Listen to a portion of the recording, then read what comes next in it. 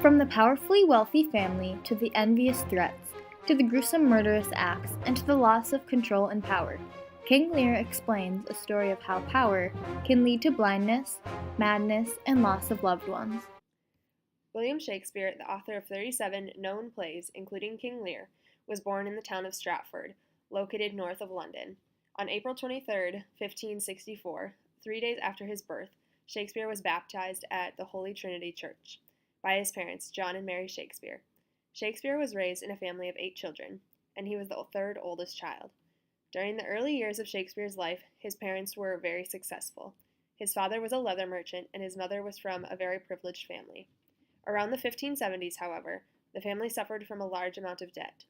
Records are unclear of where Shakespeare was educated during his youth, but some believe that he attended the King's New School, where he learned to read and write Latin. At the age of 18, William Shakespeare married Anne Hathaway on November 28th of 1582. Anne was 26 years old at the time, making her 8 years older than Shakespeare, and she was believed to be pregnant. 7 months after their wedding, Anne Hathaway gave birth to a baby girl, and they named her Susan.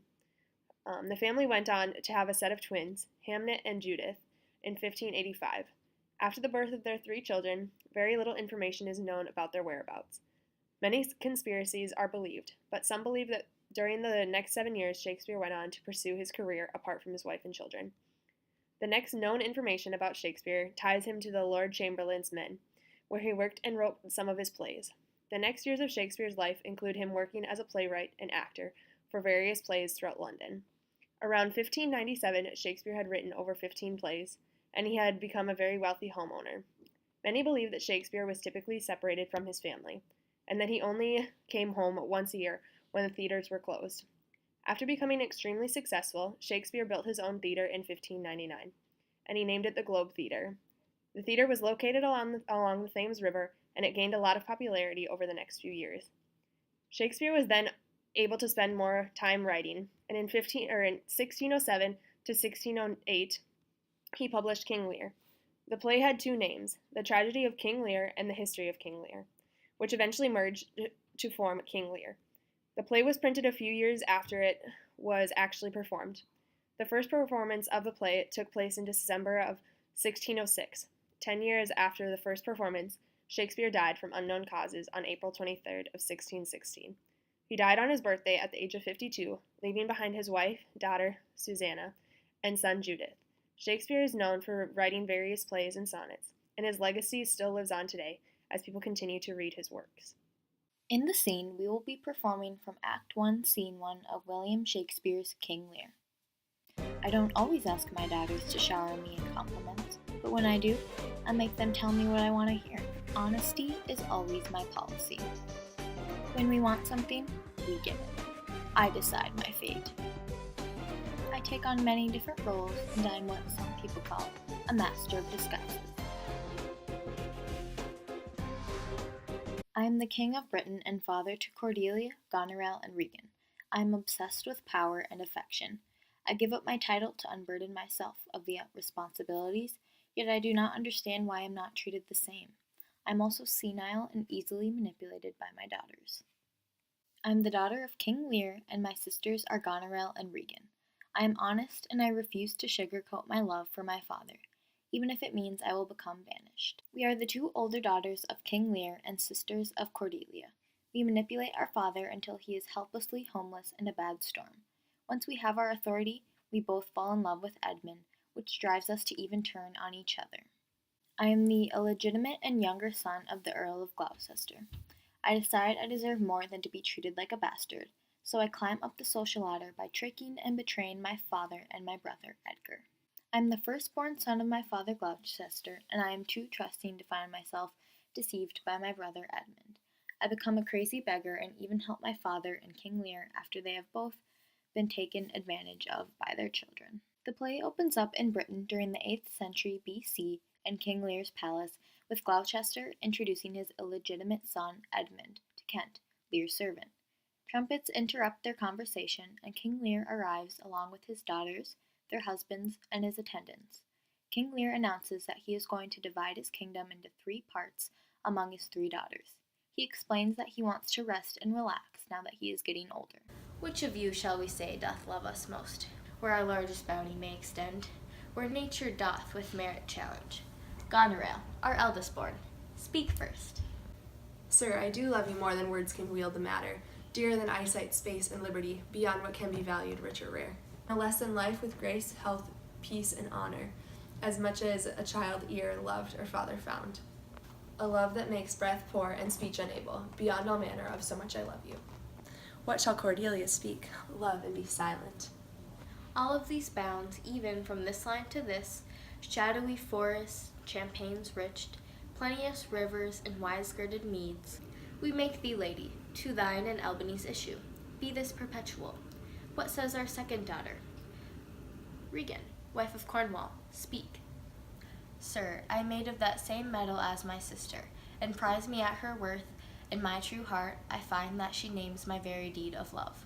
Only she comes too short that I profess myself an enemy to all other joys, which the most precious square of sense possesses, and find I am alone felicitate in your dear highness's love.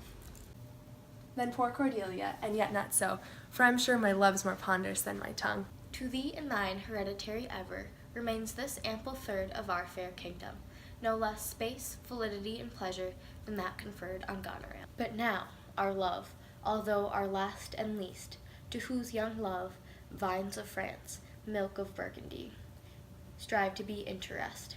What can you say now, to draw a third more opulent than your sisters? Speak. Nothing, my lord. Nothing? Nothing. How nothing will come of nothing? Speak again. Unhappy that I am, I cannot heave my heart into my mouth. I love your majesty according to my bond, no more nor less. How, Cordelia? Mend your speech a little, lest you may mar your fortunes. Good, my lord, you have begot me, bred me, love me. I return those duties back as are right fit, obey you, love you, and most honor you. Why have my sisters husbands if they say they love you all? Happily when I shall wed, that lord whose hand must take my plight shall carry half my love with him, half my care and duty. Sure I shall never marry, like my sisters, to love my father all. But goes thy heart? Ah, good, my lord. So young, so untender.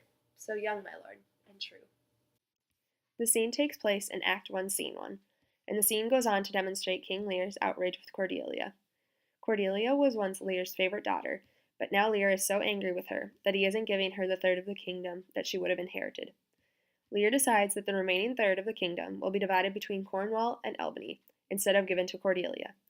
King Lear goes on to express his outrage, and he takes his anger out on Kent, who is disguised as a servant. Eventually Kent tries to persuade the king to keep Cordelia in the kingdom, but instead King Lear invites the King of France into the palace. The King of France is then given to Cordelia because King Lear has rejected and banished Cordelia from his family and his kingdom. After Cordelia and the King of France leave the kingdom, King Lear's other two daughters, Regan and Goneril, discuss what they think will happen next. They discuss how their father has gone senile, and then they exit the scene.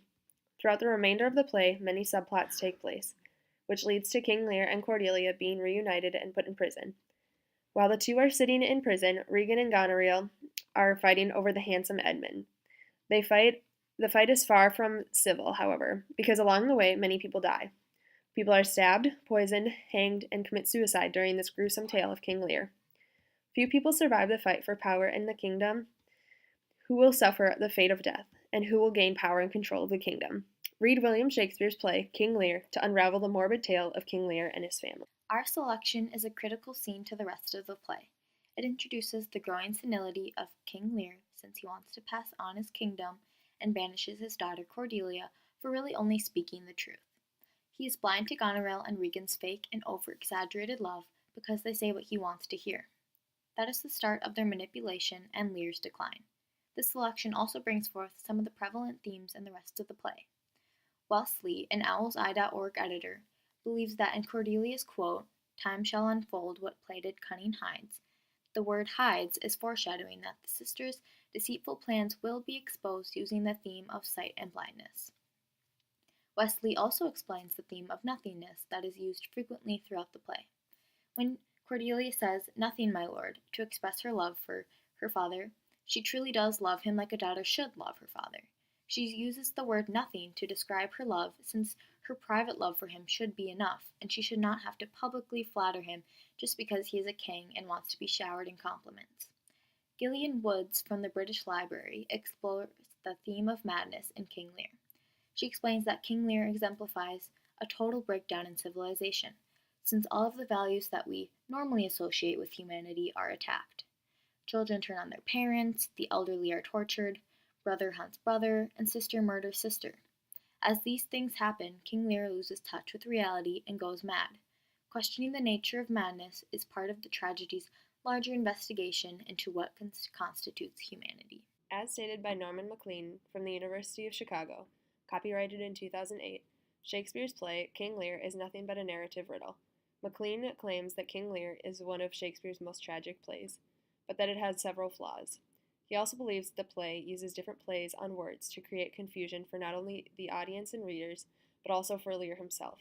Norman Maclean truly believes that Shakespeare's play, King Lear, is a true demonstration of what artistry looks like because of its ornate themes and subplots. He also thinks that the vividness of the play was what allowed the play to become so well known throughout history. After reading various works and plays by William Shakespeare, we would argue that Shakespeare's play, King Lear, is very similar to some of his other works. Macbeth demonstrates themes of betrayal and power throughout the play. King Lear is similar to Macbeth because the whole play is centered around who will have the most power. Romeo and Juliet is another play that we have read and analyzed in the past. After reading and understanding the play of Romeo and Juliet, love can be identified as one of the main themes of the entire play. King Lear is fairly different from Romeo and Juliet because it doesn't demonstrate love as prominently as it does in Romeo and Juliet. The story of Romeo and Juliet includes a lot of death and tragedy, though, and that's why Romeo and Juliet is similar to King Lear. King Lear is similar to some of Shakespeare's other works, however, it is one of the most tragic plays that Shakespeare wrote. The overall story of King Lear is portrayed very clearly and contains vivid details of the death and destruction between the members of the family.